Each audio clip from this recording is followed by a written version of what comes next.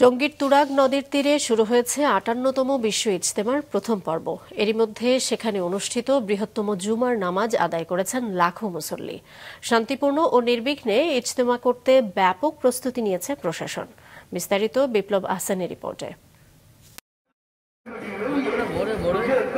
কানায় কানায় পূর্ণ টঙ্গীর তুরাগ তীর। দেশি বিদেশি মুসল্লিদের সমাগমে মুখর হয়ে উঠেছে ইজতেমা মাঠ। গতকাল মাগরিবের পর আমবয়ানের মধ্য দিয়ে শুরু হয় ইজতেমার আনুষ্ঠানিকতা।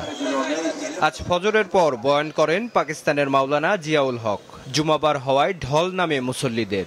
একসাথে জুমার নামাজ আদায় ও আল্লাহর রহমত লাভের জন্য ইজতেমায় অংশ নেন সবাই। এমন জায়গায় এসে নামাজ পড়তে পারা আমার অনেক ভালো লাগলো। আত্মশুদ্ধি এবং মুসলিম উম্মার শান্তি সমৃদ্ধি কামনা করি। আজকে প্রথমবার এসেছি, অনেক ভালো লেগেছে। বিশ্ববাসীর প্রতি বলতে চাই, বাংলাদেশকে জঙ্গি বলা হয় ইত্যাদি ইত্যাদি, এত সুশৃঙ্খলভাবে কোথায় আছে? মানুষজন ইবাদত করে এসে থাকে, চলে ফিরে। এই ইজতেমাটা যদি আজকে বাংলাদেশে না হয়ে অন্য দেশে হইতো তাহলে আমাদের বাঙালিরা এত যাইতে পারতো না খরচ দিয়া। ২ ফেব্রুয়ারি আখেরি মোনাজাতের মধ্য দিয়ে শেষ হবে ইজতেমার প্রথম পর্ব। অংশ নেবেন ৪১টি জেলাসহ বিশ্বের বিভিন্ন দেশের মুসল্লিরা। ৩ থেকে ৫ ফেব্রুয়ারি পর্যন্ত হবে দ্বিতীয় পর্ব। অংশ নেবেন ২২ জেলার মুসল্লিরা।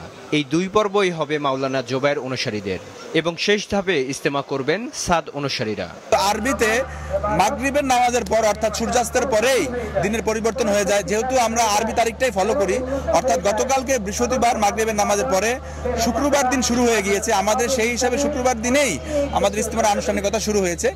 সকালে ইজতেমা মাঠ পরিদর্শন করেন জিএমপি কমিশনার। ইজতেমা আয়োজনকে সুষ্ঠু, শান্তিপূর্ণ ও নির্বিঘ্ন করতে ৫ স্তরের নিরাপত্তা নিশ্চিত করেছে আইনশৃঙ্খলা বাহিনী। ৭,০০০ পুলিশ সদস্যের পাশাপাশি থাকছে ১৯,০০০ স্বেচ্ছাসেবী। আমরা ফিল্ডের মধ্যে কি আছি সেটি আমরা মেজার করে থাকি। আমাদের মেজারে মনে হচ্ছে না এখানে কোনো নিরাপত্তা ঝুঁকি আছে। আমরা এখনো শান্তিপূর্ণ আছি। আপনারা নিশ্চয়ই এটি আমার সাথে একমত হবেন। দুপুরে ইজতেমা মাঠে জুমার নামাজে ইমামতি করেন তাবলিগ জামাতের শীর্ষস্থানীয় মুরব্বী বাংলাদেশের মাওলানা জুবায়ের। প্রায় ২০ লক্ষ মুসল্লি একসাথে নামাজ আদায় করেন। বিপ্লব আহসান, মাছরাঙা সংবাদ, ঢাকা।